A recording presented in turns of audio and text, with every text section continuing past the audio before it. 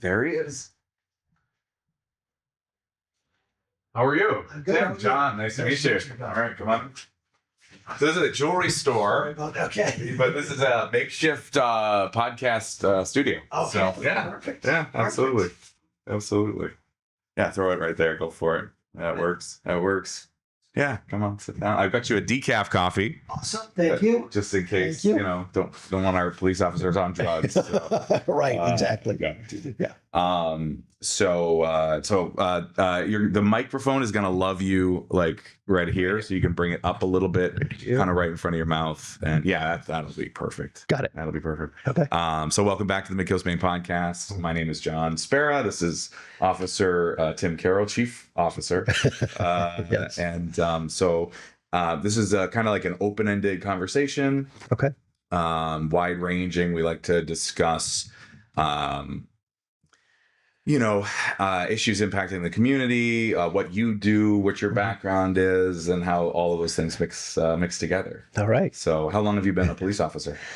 So I went to the academy in 1991. Okay. So I had about a 4-year stint that I wasn't a police officer. I tried something else. Okay. But other than that, so it's 30 plus years of law enforcement. Okay. And all in what area were you? It varied. So I actually started my career fresh out of college. At the time, there were 2 law enforcement agencies in the state of Maine hiring. Okay. Now I think there's probably close to 100. Okay. Back then, 91, there were 2 that were hiring. And I started at Rockland Police Department. I got hired there out of college. Oh, okay. And I was there for a couple of years. I grew up down Mount Desert Island. Went to MDI High School, grew up in Southwest Harbor. Yeah. After a couple of years at Rockland, I had the opportunity to kind of go back home. Yeah. And I was a police officer there, police sergeant at the Bar Harbor Police Department. Okay. For a few years. Yeah. And then we have the Carrolls, the Carroll family has a long tradition in the state of Maine with the Marine Patrol. So I went on to that for about 10 years, and that actually brought me back to the Midcoast area. What is Marine Patrol? You can bring that right down, like kind of like yeah. So you're not hiding behind it. Okay. For the camera.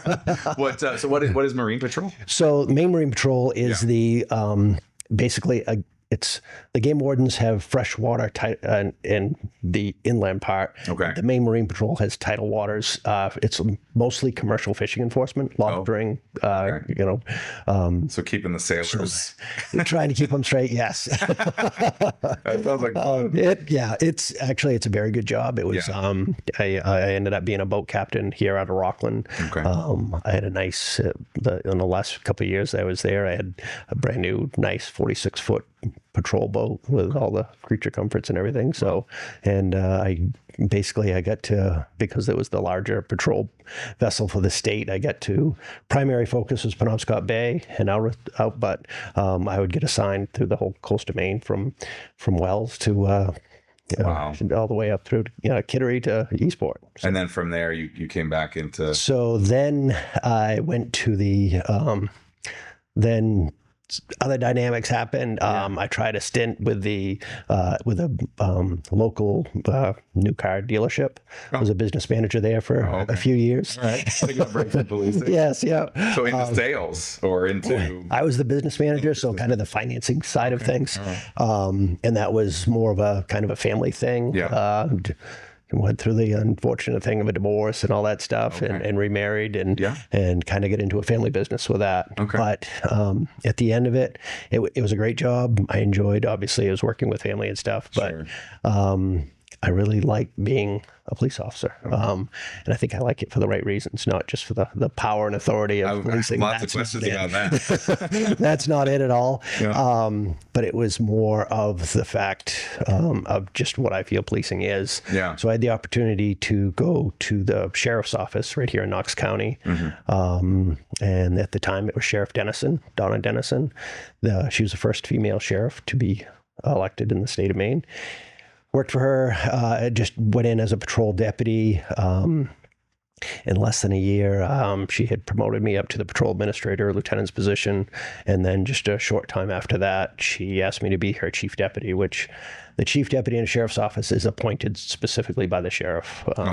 You're at the will of the sheriff as the chief deputy. Sure. And I did that for about 10 years with her, with sights of, when she decided to retire, it was to do the whole run the election and did that. I was fortunate. I ran unopposed that first round. Okay. So tell me about that transition. So a police officer, a long time, took a stint in a business, but then back to being a police officer for the sheriff. And then what is it like kind of running a campaign? What is that all about? It's, it adds more work, obviously. You're going out and getting signatures and just, being available to the public and presenting to the public as to what your thoughts and ideas are.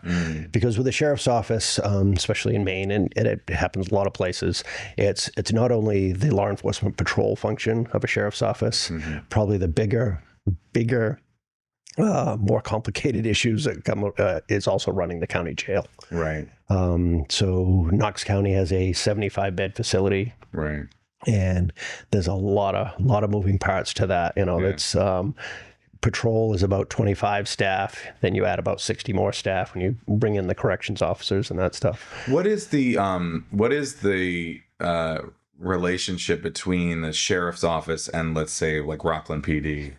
So when I see a Rockland police car, a cruiser, whatever it is, waiting for like a speed trap or something like that, that gives me one feeling. And then when I see like a sheriff's car go by, completely different feeling.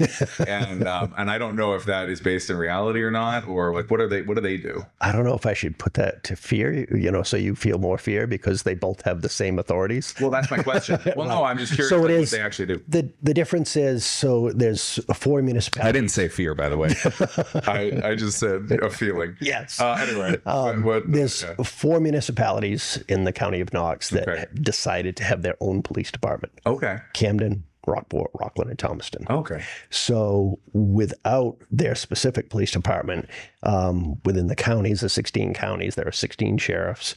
So they take on the rest of the law enforcement responsibility for the other. So Knox has 18 communities. So the other 14 communities are covered by the sheriff's office, including the islands. There's a deputy on North Haven. There's a deputy on Vinyl Haven. They live out there typically. And that's their patrol area. But they also have, we have to go to Matinicus, which is almost 20 miles offshore if there's any calls out there. So the sheriff's office kind of encompasses everything else for the law enforcement side, and then also provides the corrections side of things. So if you're seeing like a sheriff's cruiser in one of the towns that has their own police department, are they usually there for other reasons? It's typically probably commuting through, just going, getting to, the office is in Rockland. The sheriff's office is in Rockland, so they're probably just going elsewhere.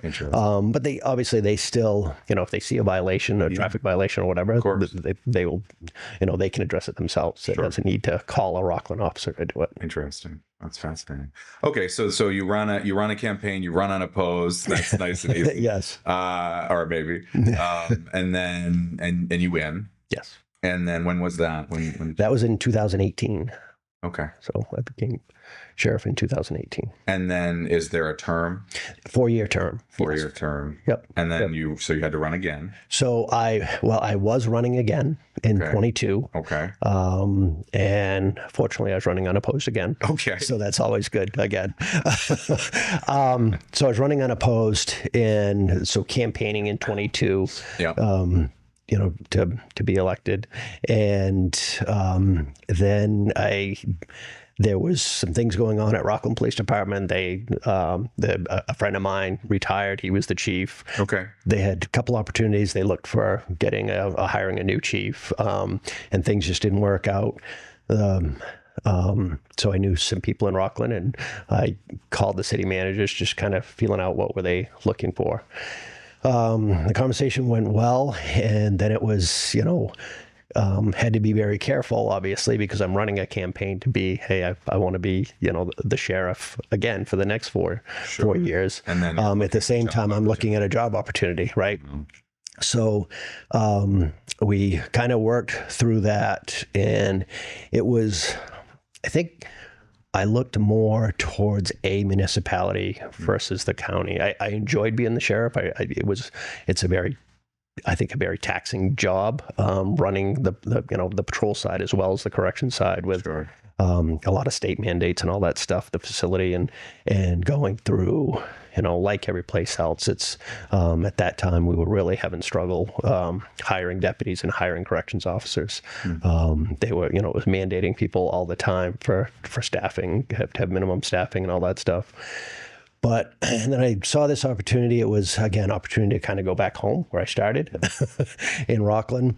I love Rockland. I think it's a great city, small city. It's a great place. I live just across the line in Owl's Head, but, my kids went to the Rockland schools and all that. I think it's a great place for that. And it was also an opportunity of, again, back to how I guess I like to do policing. I learned to do policing from years of experience, as well as many mentors, that I was able to focus my efforts more on a community versus it's hard to make change or effective change when you're also responsible for 14 other communities to try to really dive in and try to help solve problems. And so that was kind of a draw to go back to Rockland, was a lot of that.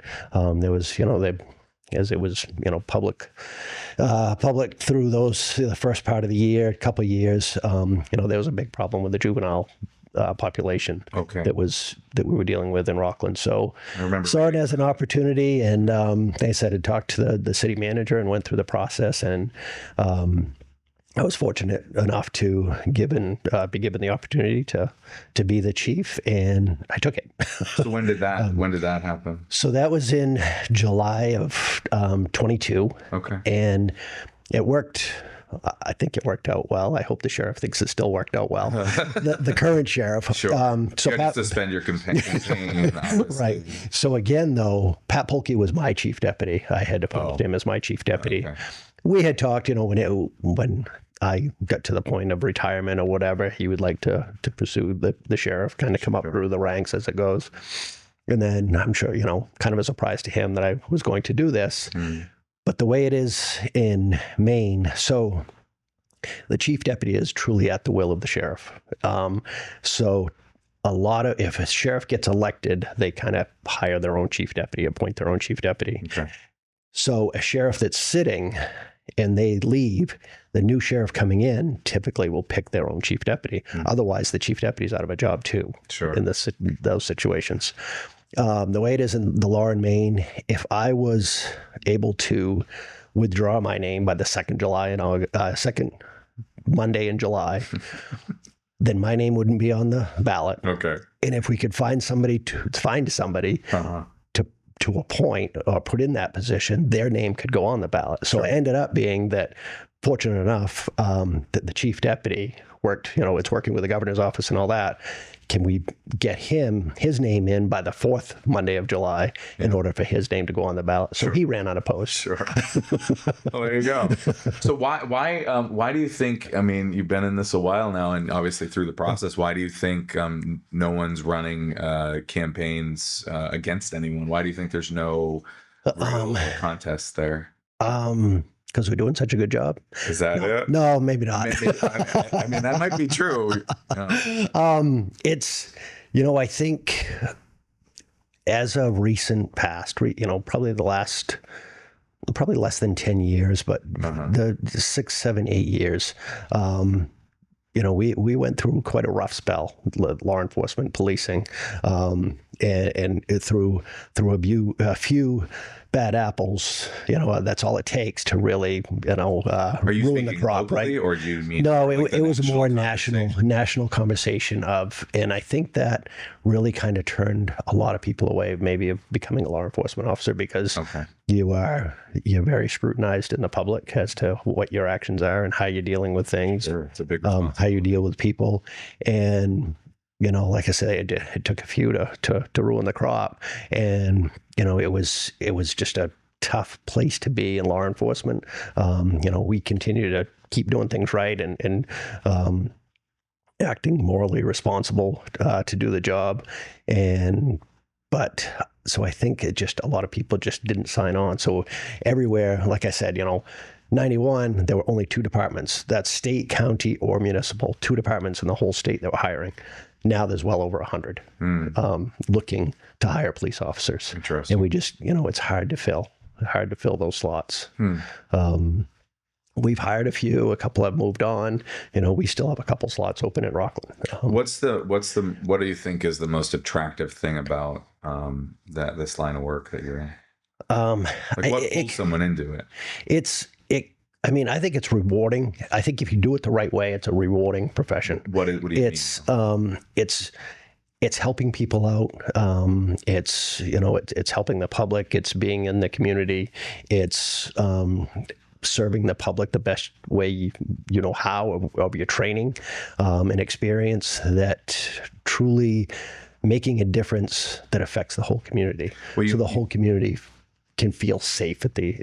You mentioned jokingly at the beginning, like power and authority, and obviously you have a tremendous vein of that in the police work, right? You're given a gun, you have lethal force that you can apply, and all I have is like a file, I can make jewelry.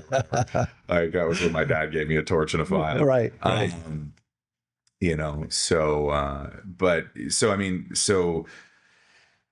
Is that, where do you think the authority and power comes from in terms of like what you're actually given to be able to do? It's, as way back, Sir Robert Peel, who started policing in the 1800s, and his theories and his principles. So the police are the public and the public are police. It's working together with the community to provide a sense of safety and security within the community. Sure.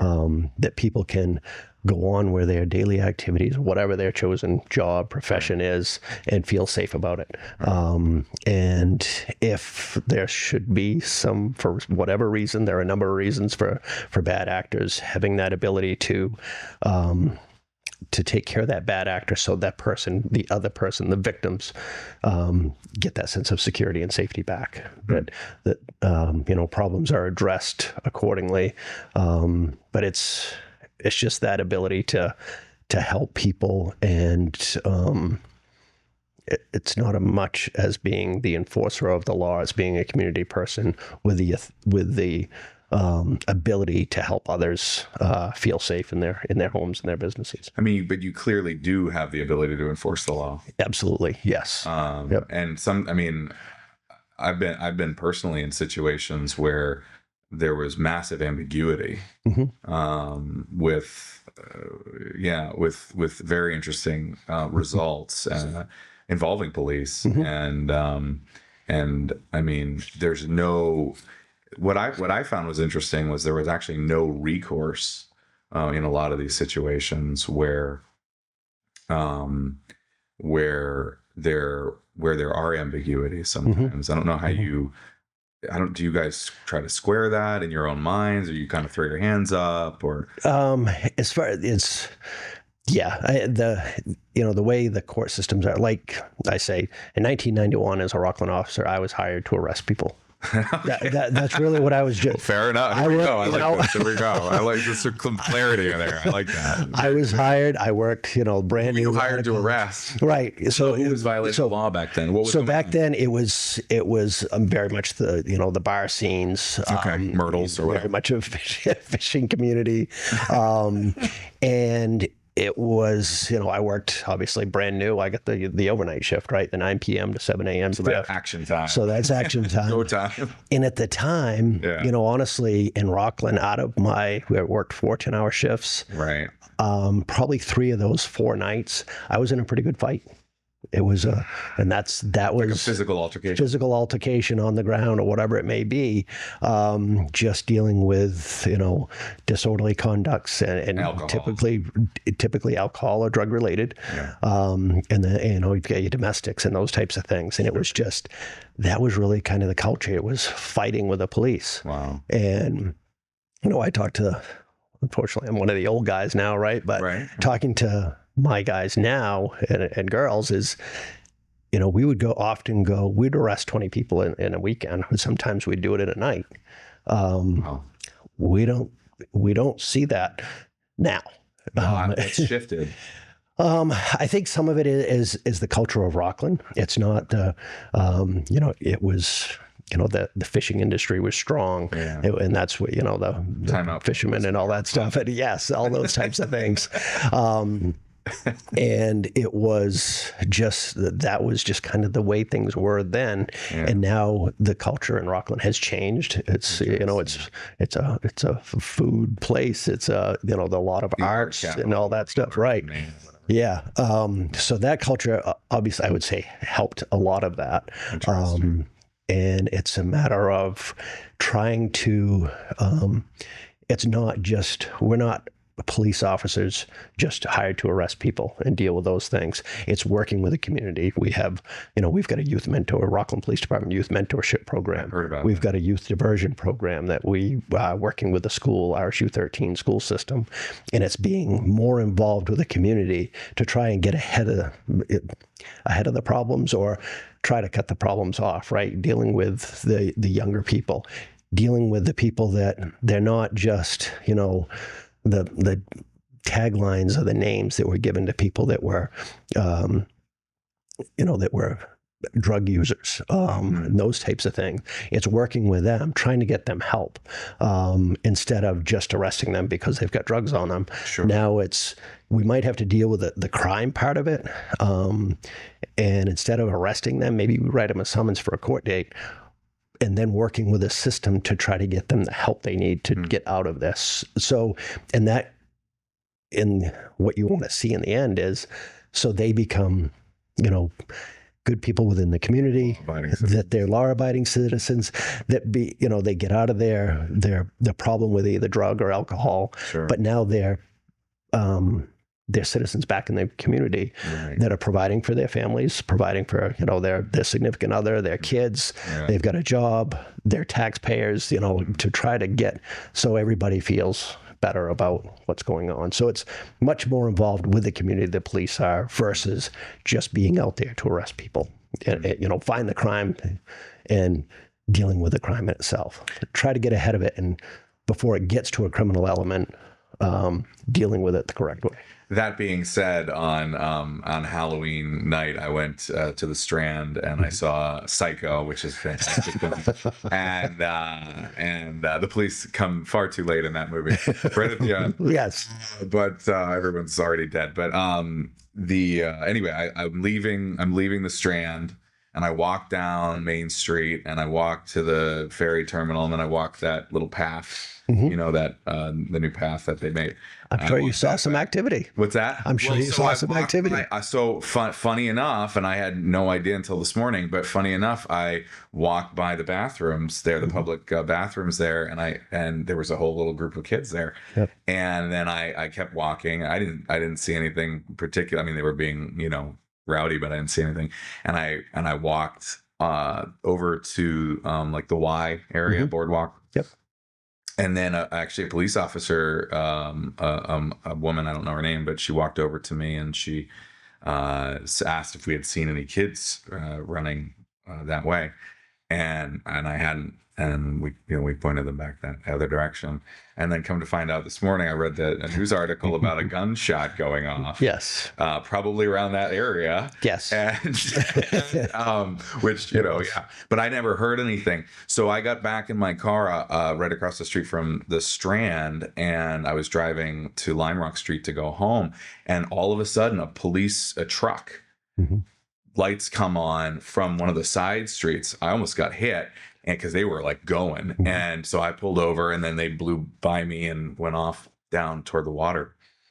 And anyway, but in the news story this morning, it did say that there was going to be some kind of arrest. Yes. There, and so obviously there are situations that are still arising, mm-hmm. where this isn't community handholding, right? There's some serious, you can't fire a gun in right. Rockland, right? Downtown Rockland? No, no, you can't. So what's that all about? So that it's, again, as stated when I started in 22, right. We had I'd say a significant juvenile problem with what's going on. It was literally, we would show up in 22, we were showing up where we get calls for juveniles acting up, and officers would get out of their vehicles and juveniles would run at them with, fists, kicking, swearing, yelling at them, screaming at them, and just fighting. There was no communication. There was no talking. They were looking to get arrested. They would often say that that's what they were going to do, was get arrested.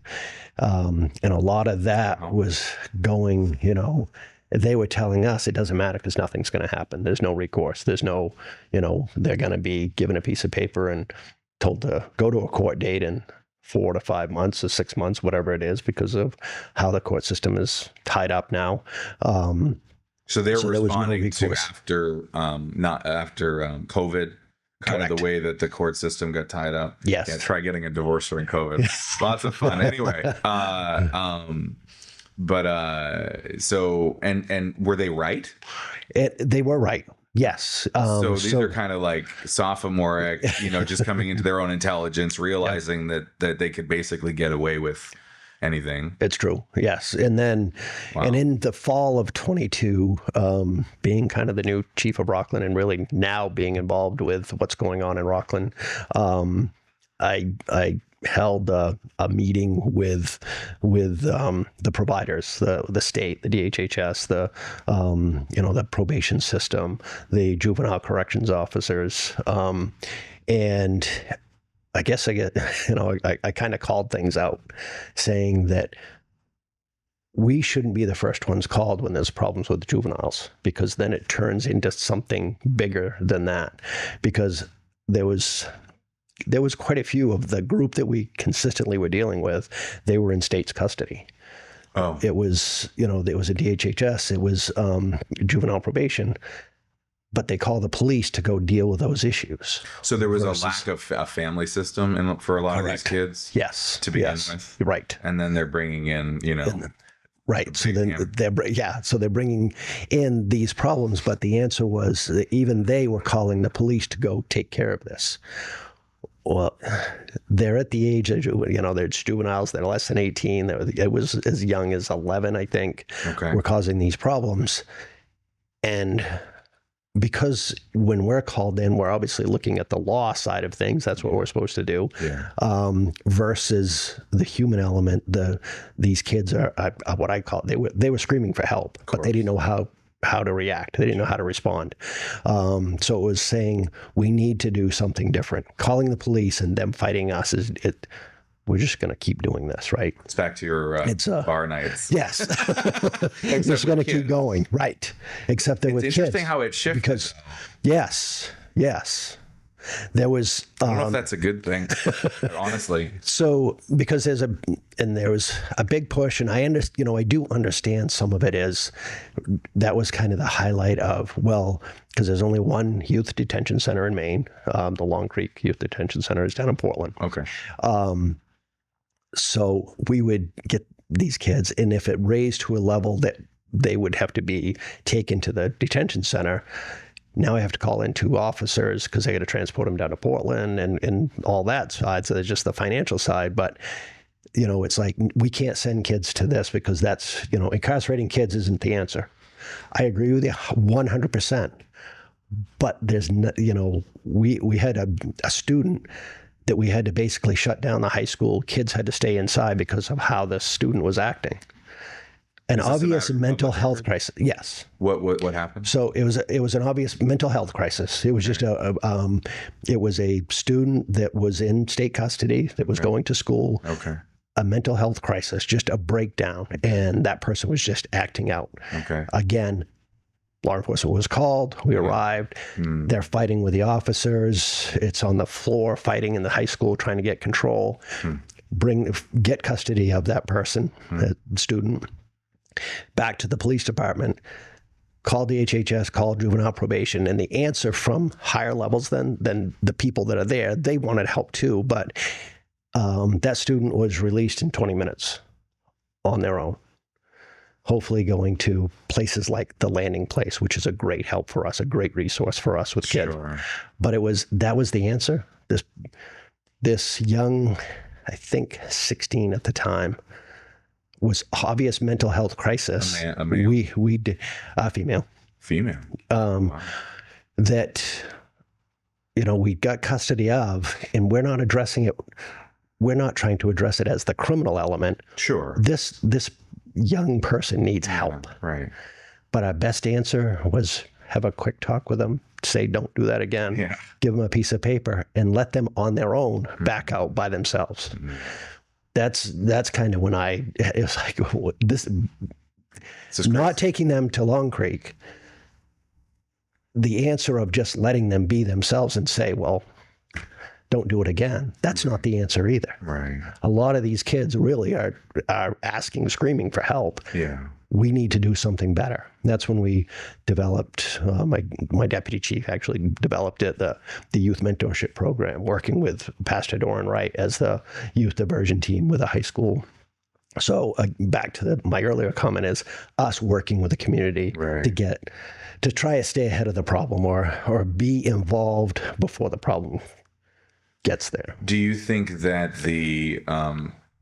what was going on with these young people in 2002, do you think that was just a blip and and now the problem's going to shift somewhere else? Or do you think that that's an ongoing problem with, let's say, 14 to 18-year-olds or something? I think it's still an ongoing problem. It still exists? It still exists. Our number is much smaller that we're dealing with. Okay. We've got a relationship now with most of them that is very good. I would consider compared to where we were. Sure, it's much better. Correct. So we're able to, we talk with them, we help them. We had one young male, he's 16. He needed to, part of his makeup or part of his court order was he had to go to a therapy. He had to go see a therapist. Sure. Didn't have access to get to therapy. He called us and said, hey, on probation, I'm supposed to be to my therapist. And this is a Rockland officer, but this is what we decided as Rockland Police Department, trying to do the right thing. Lived in outside of Rockland and needed to go to another town outside of Rockland. But to try to get this kid some help, a Rockland officer went and picked him up and took him to his therapist and sat there with his therapist, not with his therapist, but sat there while he got done with his therapy and gave him a ride back home. Wow. That was his only, otherwise he was going to violate probation because he didn't go see his therapist. What's the right thing to do? Those are the things that we need to do a better job of working with these kids. I like that. That's interesting. So, I mean, a lot of the times that people, and myself included, a lot of times the way we think about police officers is, you understand what the law is, you're reading the laws, and then you're looking for infractions. Right. But then it's almost like, if you get your lights, if the lights get flashed at you, but he doesn't necessarily put you over or pull you over or something, and it's kind of like slow down, or those signs that say slow down. It's almost like, I mean, there are probably ways to help enforce the law, but in the positive, as opposed to just catching you when you violated the law or something. Right. That's the mentorship really the program started out with our local rec center. We grabbed a bunch of pizzas, invited kids to come. Sure. That's how it started. Was if you want to have a meeting, you say there's going to be food, and people show up, right? Yeah. So the kids did, and sometimes that was their dinner that night. Yeah. Was that, but it was also do a pickup game. I mean, we're out there in uniform playing kickball, playing t-ball, or whatever we're doing, but just trying to develop those relationships. So. Maybe they think twice about doing that act of vandalism or whatever that they're going to do. But at the same time, we've got relationships that we can talk to these kids and try. Why do you think, and maybe, I don't know if you've ever thought about this before, but why it's just popping up for me listening to you. Why do you think that when you were a younger police officer, you were tackling people in bars and then, breaking fights up and stuff, and then it's shifted to why it's skewed younger? Do you know why that happened? I think, again, it's how we've all evolved as far as, the parents are working. There's less structure at home. So there's so the breakdown of the family. I think, as opposed to the 21-year-old getting out of the family. Right, now on his own, and he's, just acting out. Now it's interesting. So I think there's some of that too. That's that kids are kind of, during the course of the day, they're on their own, versus, after school, I went home and checked with mom or dad, and, they were home, and one of them was home, and, you had curfews and you had these types of things that you'd had to abide by, and that's what you did. And now it's, kids have much more freedom, and I don't think the freedom is always good. Yeah, it's interesting. So when I grew up, my parents, I grew up here in Camden, and my parents lived on Pearl Street, and they had a business. They had this business, but it was in a different spot. And so I grew up just wandering Camden. And I remember there was like a scene over in the park, and it kind of migrated, and then they, I think they bulldozed the park, and they leveled it or built it up, anyway, they tried to do all these kinds of things to break up this activity, and I can understand that in some ways as a rational response to that, but a lot of times it also pushes the problem into homes. And something that because I was a sheltered kid, I had no idea was going on, is all these house parties that take place with very serious drug use inside of more affluent houses, right? So on the one hand, you sort of have these families that are you have broken families, you get the DHHS involved, and then there are these kids without families, and then on the other hand, there's this other side. And I don't know if it's a problem in Rockland or not, but I remember learning about it sort of after college here in this area, that a lot of these more affluent families would have these real bangers, and there was a lot of illegal drug use going on, and that surprised me. But does that happen in Rockland? No, they do have, it's smaller gatherings, not, I remember those stories, and I remember, parties where I grew up and stuff. It was different then. It's probably smaller groups, but they still have their parties. And, it's, again, it's lack of supervision. It's lack of. Are you guys not even aware of those sometimes, if no one's making phone calls or anything like that? Or yeah, I'm sure they go on without us knowing. Yeah. But, the other thing I was thinking of was all these fishermen you're talking about. They still exist. They still have plenty of money, and the drugs are flowing. So, the reality is, these guys are whacked out of their minds in their homes. Yep. You know what I mean? Yep. They might not be. The drug problem is still very evident. We deal with it all the time. The plenty of drugs coming into Rockland. We know it. We know houses where it's occurring. How do they come in? Takes typically it's by car. They're coming from Massachusetts. They're coming from Connecticut, New York, New Jersey. And some of the problem is that dosage, that hit that the dealers are paying $50 for down in New Jersey.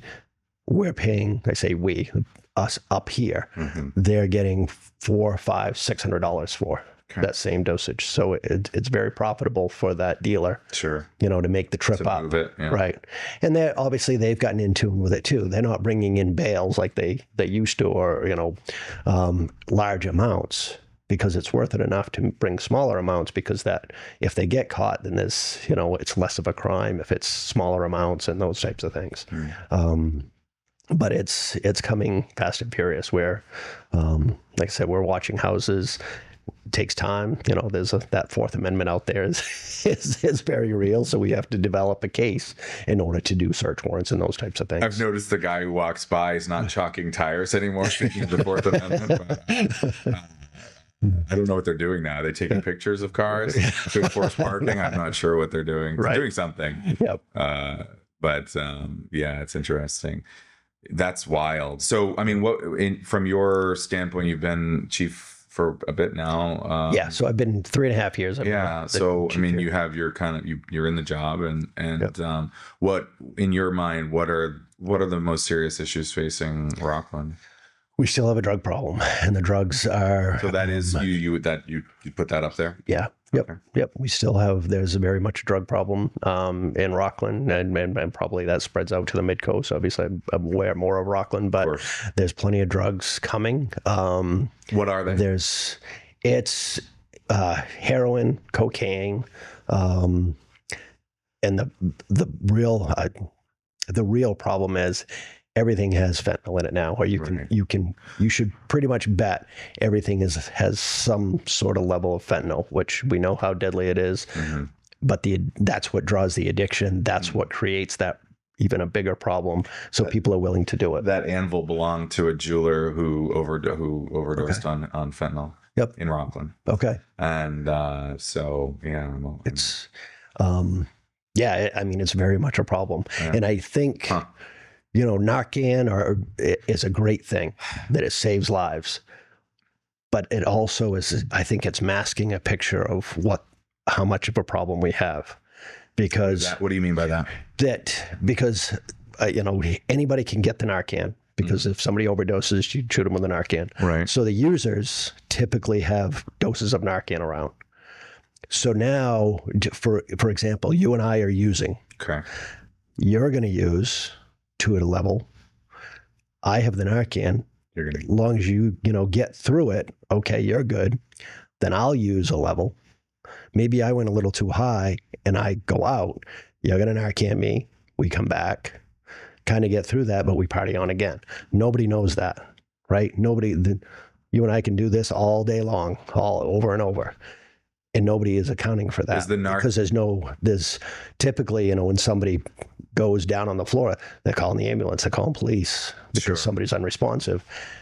We're not getting those numbers as to what's truly happening, because they've kind of, there's a plan now for overdosing, because Narcan's there. As long as you got the Narcan, it'll bring you back and you're good to go.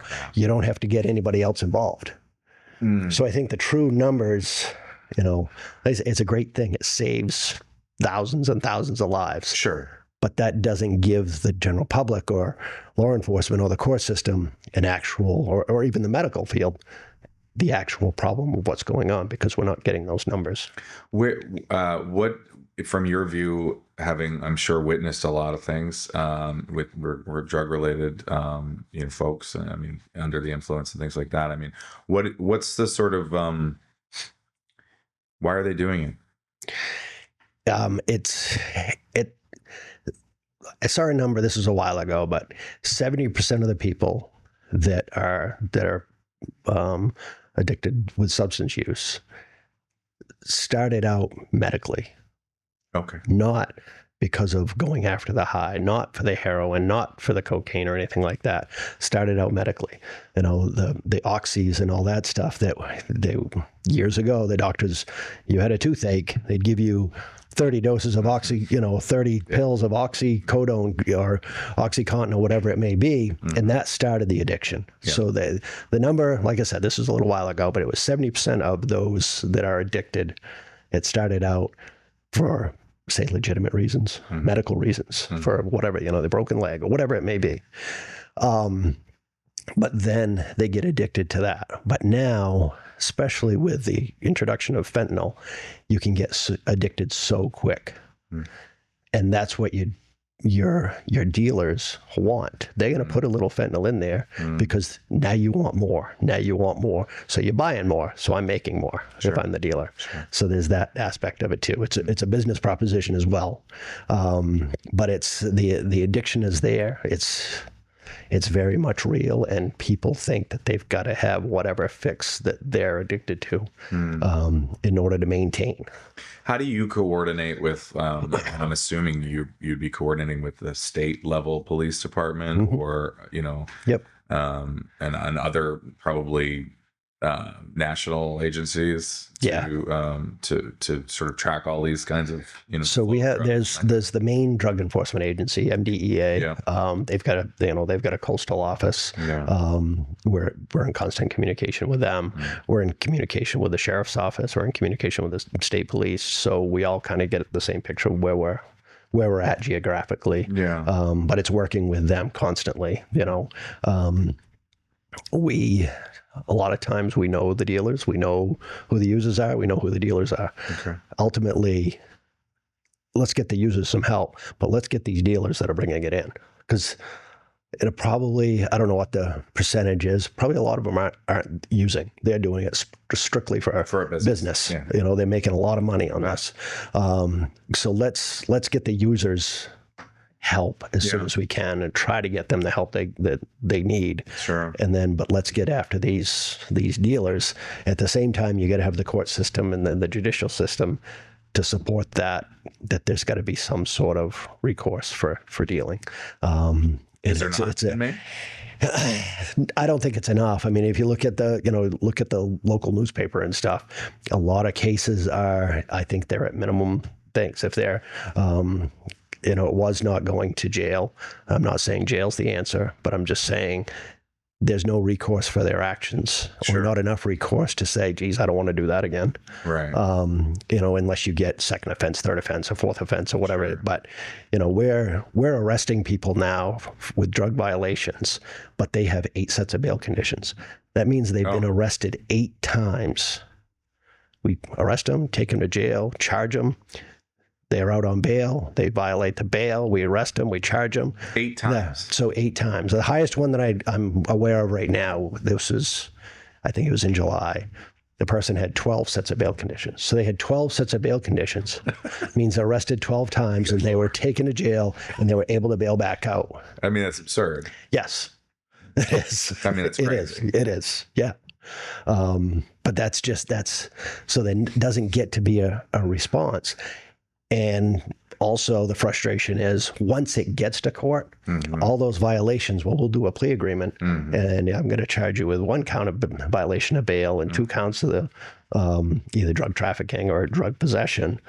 But the rest will just go away and we're going to give you a sentence of whatever it is, 90 days, That seems wild considering how much destruction those substances do to people's lives.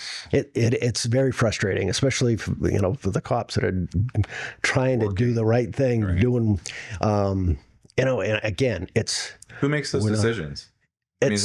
Where does that break down? I mean, the ultimate decision as far as the county jail or the county court system is the district attorney. Who is that? But Natasha Irving. And where is she around here? She lives, I think she lives in the Rockland area. But she's a district attorney of 4 counties, Waldo, Knox, Lincoln, and Saginaw. And she has assistant district attorneys that help her with all the cases and stuff. But I think there's an element of we're not going to arrest our way out of this problem. That we get that. We know that's not the answer. But at the same time, we can't just keep giving people opportunity when there's no corrective action to it. Well, isn't the term but it's less criminal? Like, isn't that the idea? Like someone who doesn't give a damn? Right. Absolutely. Because nothing really happens. Too bad. They'll go to jail for a while, but they'll get back out and they'll. So what is the DA's philosophy on this? That's something you'd have to really ask her. I can't. But I think it's more It is. It's the DA's, but it's also she has that same kind of message coming down from the state too, of how can we help these people. And again, I want to help these people that they're addicted. Their addiction has been a problem that has evolved over whatever reasons there is. But what about the dealers? What about the drugs that are coming in? We need to do a better job stopping that. So, I mean, when you said all these violations of bail in up and past, 10, even, were you speaking about people who use drugs, or were you speaking about the dealers? Both. It's both. Okay. It's both. And what is the attitude toward people who deal drugs? It seems to me there's that's really two classes of criminal, for a better term. Yes. I mean, that's two very different kinds of criminal. Correct. So it would seem to me, so there must be a difference of approach for a dealer. For as far as we go, yes. Those are the people that, our best answer is to go to jail, but answer to the charge and then have some sort of recourse, something needs to be done.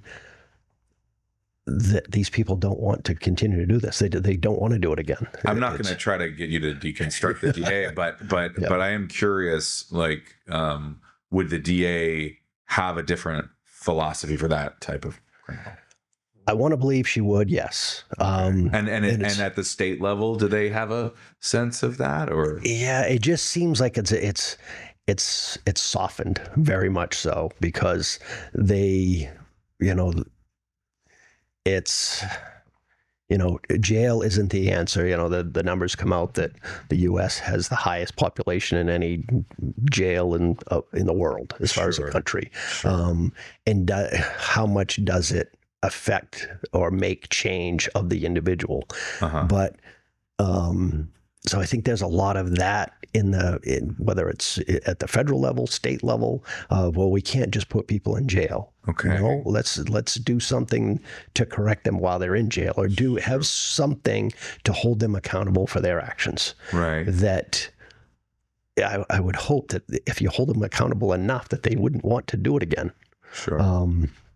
Well, that's so. You're talking about. I was a philosophy major in undergrad, and so I took Crime and Punishment, and there's all sorts of terrible answers that thinkers have come up with, and if you isolate deterrence from justice, or if you isolate rehabilitation from justice, and then you end up with these sort of absurd situations, right? Because on the one hand, you would create a draconian system where you're just pop, everybody is gone, right? And then you're not really serving the public good at a certain level, or you very clearly defined who the public is and who isn't, right? And then you're just removing sort of stains from society, so to speak, and then you of course you lose the appreciation that they're humans as well, right? So there's a huge problem there. And then on the other hand, and maybe this is where we are, I don't know, on some level we're in this rehabilitation fetish at moment. Yes. And so now we think that rehabilitation is the only answer for all these people, either before they commit the crime or after they commit the crime or whatever. And so now we're worshiping at that altar. And it would, to me anyway, from my just vantage point, it would seem, that approach, while it's valid to want to help people, rehabilitate them into society, again, if you're losing sight of justice, right, then you're actually doing a disservice to them as well as everyone else, and the keen ones, will just continue to take advantage of that. Absolutely, you're spot on. That is what's going on. Right. So how do you serve? So how do you? I don't know. My guess would be that your typical officer isn't a philosopher, and so that's just my assumption. I could be wrong, but that they're not necessarily obsessed with justice, or and not just the officers, but the people who probably should be obsessed with justice as well, like lawyers and the DAs, and even the politicians. I mean, I've sat down with a lot of politicians. They don't know the first thing about what justice is. As far as I'm like they haven't even read, they haven't read anything. Okay. And so they really so anyway, I'm just kind of spouting here for a minute, but I guess the question I have is how much is what justice is actually examined by people who either have physical authority over us or legal authority over us, like a person like the DA. I mean, are you contemplating justice when you go to bed at night? Like, what are you guys thinking? It's so, and it's a fine balance, right? I mean, I can speak of a recent one. We did a search warrant at a house because we knew there was drug activity going there. We got some drugs. One of the persons there was, very much addicted, and so we're trying to address the criminal side of things, of possession and dealing and all that stuff. But at the same time, officers are taking time. Can I take you to the hospital? You need help. Can we get you to your therapist or whoever, your counselor, something? So we're trying to address the crime because that's what we're hired to do, right? Is address the crime, but also the balance of this person needs help. They might get a piece of paper with a court date and all that stuff, but the more important part is I'll get you to the hospital so we can at least start getting some help. And we've been able to do that with some, whether they stay there or not. That's probably half and half. But that's the bigger effort, I guess, back to as far as being fair with people of, I get to coach my guys all the time. Continue to do your job, as frustrating as it is. You catch somebody doing something, catch somebody dealing drugs, catch somebody trafficking drugs within the area with affecting a number of people. You got to keep doing your job, even though at the end of the day, when it gets to court, finally, it's a $250 fine and out the door. Where in your approach to this, because it sounds like you're bringing extra things to your job, it sounds like you could technically succeed in your job on a certain level without bringing all this other stuff in. So, correct. And so, but you have a personal kind of moral philosophy or something going on where you're bringing some extra pieces to your job. And I guess where in the, do police officers take do they have a personal code of ethics, or is there a code of ethics that police officers have to follow that's beyond just sort of enforce the law? Yeah, I mean, we do. I mean, we have to take ethics training every other year as part of the academy. Okay. But it's a matter of being fair. But where does that come from? That's I would say because that's not in the law. No, it's an internal thing. It's a makeup of the person. It's being around like-minded people. It's a lengthy hiring process to be a police officer with a psychological exam, polygraph exam, and all those types of things.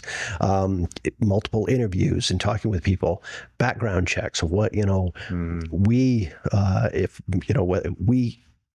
have a meeting with their significant other, husband, wife, boyfriend, girlfriend. Oh, interesting. To kind of get their feeling of that their significant other being a police officer, how do they feel?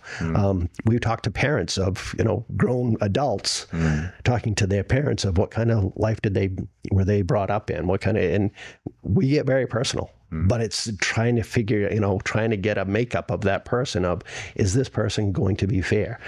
Can they create a balance of what's right and wrong and what is given a circumstance, what's the best answer to get the best outcome?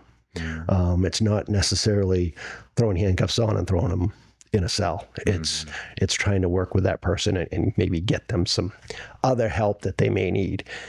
That might happen once, it might happen twice, and then at the end of the day, the answer might be put handcuffs on them and take them to jail. But just having that mind of humanity, really, of trying to deal with people correctly to prevent an atmosphere that others can feel safe around them too, as well.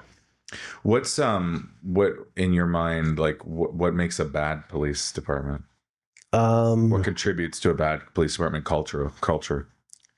It's like it's like anything. You get one bad actor, and then they have influence over maybe younger officers or anything like that. But what are the characteristics of a bad actor? Like what is the model of that? What's happening? What are they doing? They're out the mindset of my job is to enforce law, black and white. I'm going to arrest people for whatever, and almost because you can. A lot of times, I've seen it. You can almost antagonize somebody. You go into a situation and you're antagonizing the problem versus trying to, quell the problem, because you have that authority to do that, right? Because at the end of the day, you are the authority in that circumstance of what kind of atmosphere do you create. It's not you don't want an aggressive person, but you want somebody, obviously, you got to be somewhat physically fit to be able to take care of yourself if something happens. But it's a balance of trying to get that person that sees things in a gray matter versus a black and white. That there are many influences, and it's a lot of it is patience, taking the time to talk to somebody and kind of figure out what's going on. Yes, they were speeding. But they also, their mother, their significant other, just got taken to the hospital, or they got try to talk to people and find out what's going on. Why have we met as law enforcement officer and as a citizen? What's brought us together to meet, and what's going on with you? So maybe we can help and address whatever issue it is, or we can have a better sense of what's going on with that person. That giving that person a ticket isn't the right thing at that time because of other things going on. When we went through COVID, I mean, everything got shut down. Right. Some of us felt that it was an insane overreach of government authority and lots of things. And were you guys called on to enforce that at all, or were you pretty much? No, some of the problem I was the sheriff at the time, so it was like you got to get your people out of jail. If they're okay to be outside of jail, then get them out. So it was the other way, right? So I'm over here being like, I just want to open for business, right, and then they want to get it because obviously, where typically. It was a 75-bed facility, but I think we averaged 85 to 90 people. We would double bunk and all that stuff. So it was like you got to keep them thin and only one in a cell. So if you got to do that, you got to kick this one loose because it's only a drug possession charge. Get them out. It's only a drug trafficking. Are they a harm to anybody as far as physically? Are they going to go out and harm their significant other or something like that? Then you didn't have to go to businesses and enforce the law at all when you were a sheriff? No. Okay. No. I mean, it happened a few times. It did. Maine, it did. I mean, there were some really stalwart businesses kind of like, screw you guys. We're doing it anyway. It's an interesting thing. Do you think we live in a police state? No, I don't think we live in a police state. Even with the fact that you can kind of control. Yeah. I like to think that we're not, even though we can control the populace. I mean, yeah. Even though we can control, it's a matter of hiring police that are in it for the right reasons. It's at the end of the day, it's to help people to feel safe, to feel secure in their homes and possessions. It's not a matter. Police work is not a matter of just arresting people. It's a matter of working with the community. Yeah, interesting. It's just what's best for the community. And, unfortunately, there are those bad actors that we have that the police are called to deal with. And that's our job regarding that. But it's still on a day-to-day basis, it's being part of the community to do what's right and what's best for the community. I made these. These were after the Raven went around, and I found so the I'm not going to ask you to comment on, but like the it was interesting. So it was a form of protest, and I wouldn't call it destruction of public property because nothing was destroyed, but it was hampering of public property, and sort of like the decision that a very few people made, and not the town, by the way, because they didn't get to vote on changing parking, but they sort of used existing laws and mechanisms to sort of just overnight change the way the downtown works, which is really, in some ways, changed like the vibe of a tiny town like Camden. Okay. Just because, now you're paying for parking and you're doing all of that. And so it makes it feel more like a city. Yep. And which it's definitely not. But it's an interesting thing. Anyway, so this guy comes around and he just like spray paints all the things. And then the thing he did was a little more overboard than that. Obviously, was filling the credit card with spray foam. Yes. Yeah. So then we saw all the town workers out there like scraping on the spray foam and all that. So it's does anything like that happen in Rockland? Do you get destruction of public property like that, or no? We new to us this year the meters also.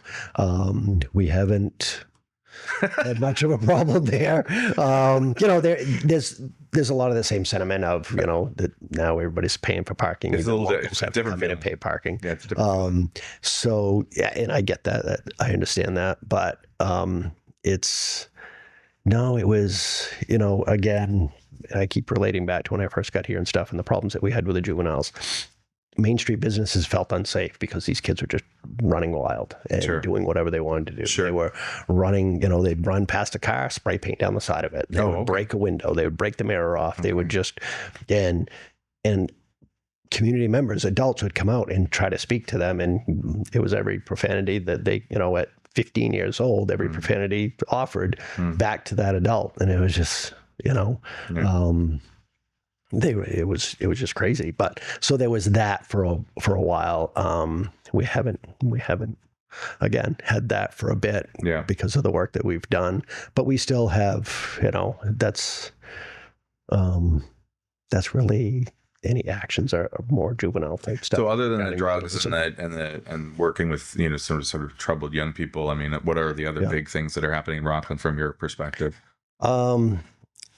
Unfortunately, drugs and alcohol, I think, related to most everything when it comes to the adult side of things regarding, domestic violence is how still there. How about domestic violence? I was going to talk about all the pot shops, but with regard to domestic violence, what's again, I think that's alcohol, drug related and those types of things. People just it's a tough environment. People are trying to work and make a living, and obviously, prices are up on everything, and it adds stress to any family, right? And then you add that other element of alcohol, and then people act out. Yeah. Do the pot shops do all these pot shops help the situation, hurt the situation, neutral? Does it? I think it's neutral. I mean, Rockland has we can do 6 in Rockland, and we've got all 6. And I bet you you can walk to each one of them. They're so close, but yeah, that's interesting. I don't see that it's become that much of a problem. I'm surprised at how busy they are when I go by. So it's an interesting. I mean, you kind of rooted you keep rooting what you're kind of grounding out in is like the feeling of safety and security in the community. And if everyone is just high as a kite on pot in their homes, technically they're all following the law now. Right. But from my perspective, that's not pursuing the common good at all. No. And not that as a police officer that you could do anything about that at this point, because thank you, Josh Garrettson, my dear friend, who convinced the Maine Democratic Party to adopt the policy to legalize it, and then of course here we are. But I don't think it promotes human flourishing, actually, and so here we are. It's an interesting. It's just it's a weird place to be. It is very. Because we can bake our minds out to hell. Yeah, it's okay. Can police officers use? No. recreational marijuana? No. Why not?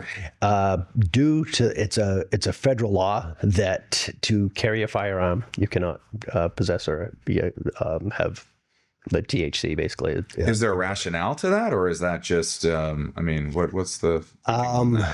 I don't know, to be honest with you. Okay. I'm not sure. Okay. I just know that it's a law.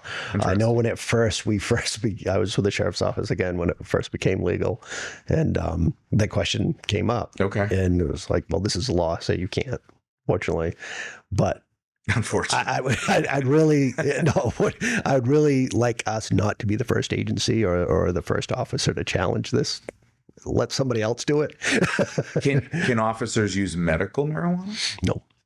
Okay, so this applies. This doesn't matter. This is right. It's this. Yep. Interesting.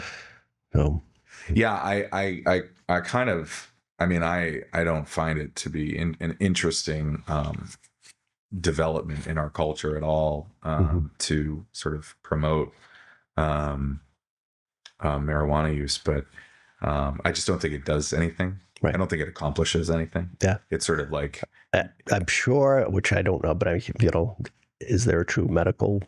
Well, it can take pain away. Clearly can take pain away. Does it do anything else besides make that take pain away? And a lot of people have specific pain. Medical. Yep. A lot of people have emotional beyond physical pain. A lot of people have emotional pain that they'll sort of soothe with it, and but again, it just sort of like, I'm thinking of like melted wax. You just, yes, it doesn't promote human flourishing. It just sort of, you melt on the floor. But it's interesting.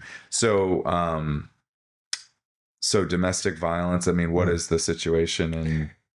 It's Rockland. I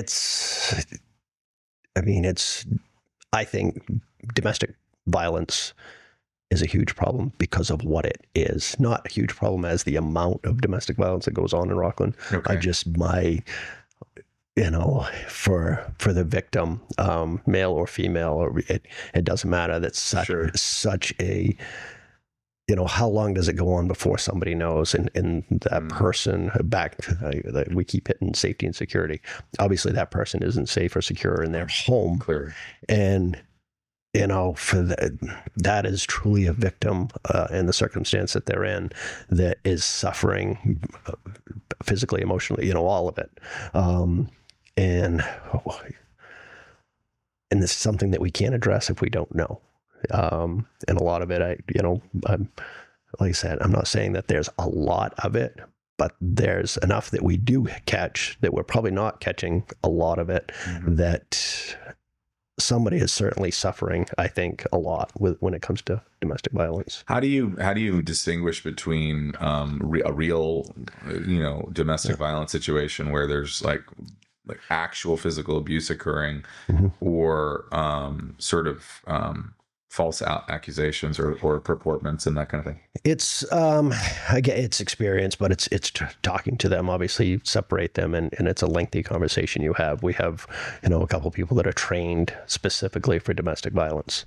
Okay. When it comes to asking the right questions and really taking a deep dive as to what their thoughts and feelings are, but at the same time, especially for a victim, you're trying to provide a safe atmosphere as best you can, but at the same, they're still in fear of that spouse or that significant other, that they don't want to say the wrong thing because they feel that the only safety they have is with that person. So it's a balance. Do you get calls that turn out to not be anything, or we'll get calls. There's a husband and wife or a couple. Sure. It's an argument, right. I doubt that there's any perfect relationship where there's never ever an argument. Yeah. Voices raised or whatever, and the neighbor will call. Sure. And come there again. It's through investigation. It's through talking with them separately, and at the end of the day, it's like, yeah. I was mad at her, and I voiced my opinion, and I was loud about it. Right. And at the end of the day, that's what it was. It was just a verbal argument. There was no intimidation. It was just, they were just mad. And tensions could blow up a little bit, but you go back because it's not going to stop. If it's truly domestic violence, it's not going to stop. So now you go back. It's like, all right, well, this is the second time that this is, the third time. It's like, there's something more here than obviously just, you didn't fold the laundry that day. What, so, I mean, those are, I mean, obviously probably the biggest areas. I mean, does that kind of encompass your job in some ways, like what we've talked about so far? Or are there other areas of your job that we haven't talked about? Yeah, I mean, there's always something, with the whatever the climate or the culture is of the day. Right now, I'm dealing a lot with what are we doing with immigration, and that opens up a whole big can of stuff of what's the right approach with that. For us, it's very simple. We don't do immigration enforcement. We have no authority in immigration enforcement, so we don't do it. You must know the people that do. Yes. Yep. Yeah. And it's ICE, it's Border Patrol, it's federal agencies can do it. But local authority, we have no authority over immigration. That's their thing. And is that so we try to wash your hands of it in some ways? You kind of stay out of it. Well, that's the intent. Yes, or I guess that's kind of my thought. We don't do it, so it's not on us. Sure. But then it's like, but you see what's going on in other parts of the country and all this stuff. Yes, we do see that, but it's not here. It's not happening here. Right. But, I've addressed, I heard, 4 were taken into custody down at the breakwater. This is earlier this spring. Okay. It didn't happen. Oh. But people want to create this atmosphere that it's happening. I've seen on Facebook a lot of things that, and I don't really have, I do have a position on it, but it doesn't matter. My position doesn't matter for this conversation. But I have seen a lot on Facebook where people were like, the ICE was here, ICE was there, ICE was here, ICE was there. And maybe some of it's true, maybe some of it's not. But that's just an interesting thing. I mean, it would seem that a local police department would have enough to deal with without having to try to... Because you can't, Wells signed up to do it. You can sign in to Title 8. You can sign up to do it. They did it. Now they're out of it. They got a lot of flack for that. How did it work for them? Yeah, it didn't work out. Okay. Well, which it's one of the... we have enough to do. I don't need to do that. That's what they do. ICE is for. And I don't want to get into that part of things. We got plenty to do that we don't need to add this whole other level of laws and regulations and all that stuff. Right. That's what they do. And fortunately, so we can stay out of it. Yeah. The big question is, if they come in, are we going to assist? That's a discussion tonight, I know, at City Council meeting. We are going to assist to provide the public safety and security, because if you shouldn't assist them. But if they're, if somebody's, if they go to take somebody into custody or whatever, and a fight ensues and all that stuff, we get called. We're going to take that person into custody or help take that person into custody. But it's their thing. We're there to make sure the agent and the person doesn't get further injured, because more people now we can take into account of what we need to do. Right. It's for the public safety, not for the act of the enforcement. Right. What they do with that person, on however you want to look at it, that's on them still. That's not us. We're just there on the public safety side, so people don't get hurt. Yeah. Well, I mean, that's. But it's going to be seen that we're assisting, ICE with that. Yeah, I mean, so these protests that happen in Rockland, the No Kings protests, I mean, obviously that's tied up with sort of an, I don't know if you call it anti-ICE or among other things. It is, right. Among other things. Yep. And so, it's an interesting problem. Yeah. So you're going to get grilled tonight? Is that what's happening? Yes. Really? Oh, that's... because there, an ordinance is to be a new ordinance is presented, and I was part of it. I expressed kind of my concerns with it. Yeah. It says in there we're not to assist. We're not going to an enforcement action regarding immigration if they should come in and do what they do. We're going to for a public safety standard. That's why we're involved, because it's in Rockland and that's what we're doing. So do you think that the city council can are keen enough to appreciate that distinction. So I've argued it for probably 6 months now. Oh, have you? Okay. I've in city council, I've expressed that's not us. We don't do that. We have no authority. Do they not understand? And it's, I guess, I don't know. But I've said it a number of times, and they still feel, well, if it comes. What do they want you to do to ICE? I mean, that would sort of be... That should not assist them. So what, are we supposed to stand back and just watch if there's a conflict between ICE and a person? Mm-hmm. We're not going to do that. When I'm having a conversation with someone and they're not getting it, my point, I mean, I always go to the reductio ad absurdum, which is reducing their position to absurdity, which is to say, which is just to ask them honestly, you know, like, what would you have me do? What do you want me to do here? Right. You know, right. And, you know, it's like, because there are those shoot the ICE agent. Like, what do you want me to do here? And there are those that have spoken up and said, well, I would defend the person that they're good Lord. So you're going to get into a fight with an ICE agent. I mean, you know, honestly, you know, that makes no sense. And we're not allowed to provide them any information, all that stuff. Well, there's law that says we have to provide. If they ask, that we have to provide information, but at the same time, we don't have the information because we don't do immigration enforcement. Sure. We do not ask your immigration status. Okay. You know, it's by policy. I think I've got 7 policies for us that are state mandated policies that have been, you know, through an accreditation process of this is what you do, this is what you don't do. Yeah. You don't get involved with immigration. Makes sense. You know. Yeah, I mean that seems pretty cut and dry. Yeah. Yeah. I mean, no, honest, I mean, from my vantage point, right. I mean, you're not involved in the question. No. Right. But if people are passionate about that issue, and sort of if they're afraid of what ICE is doing or whatever, then they probably want you guys to sort of like put up a border around Rockland, you know, an impenetrable border around Rockland. But that's not what you're called to do either, right? No, right. I mean, you can't keep drugs out. Like, you know what I mean? Exactly. You're not checking every car that comes into Rockland, right? Right. Exactly. So it's, you know, it goes back to the balance of, you know, what we're doing. Well, I really appreciate the conversation. I hope it was okay. No, I think it was great. Good. I think it was great. Yeah. And letting me push back a little bit. Absolutely. Absolutely. I really appreciate getting to know you a bit. And I wish you luck. And thank you. No more elections in sight. No more elections in sight. I do plan on staying just a regular old police chief. That's it. And who are you? Who is your employer, actually? The city of Rockland is my employer. Okay. The city manager is my boss. Okay. Technically. Interesting. But I just kind of I am very fortunate being the police chief of Rockland. Well, one, for who my bosses is. That's not just a plug to get them, but I'm very proud of my agency, my police department.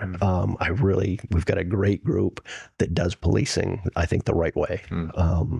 So that makes it very easy for me. You know, we're all communication. I think we're a great team, no matter what rank goes up and down and all that stuff. It's just I'm very fortunate for who I have that we can do policing, I think, the right way. Yeah. Oh, I really, you know, and that might be my thoughts of doing it the right way. Sure. Somebody might have a different view on that, but I think we do a good job for policing. I mean, again, I'm just thinking back to all my courses in ethics and crime and punishment and everything. I mean, nothing sounds like outlandish, or I mean, just from my standpoint as a citizen, I live in Rockland. Yep. And you know, I mean, it's. It sounds. The only thing I would say is it sounds like you're adding something to the mix, and which is a good thing. Yep. From my standpoint, which is a piece of humanity.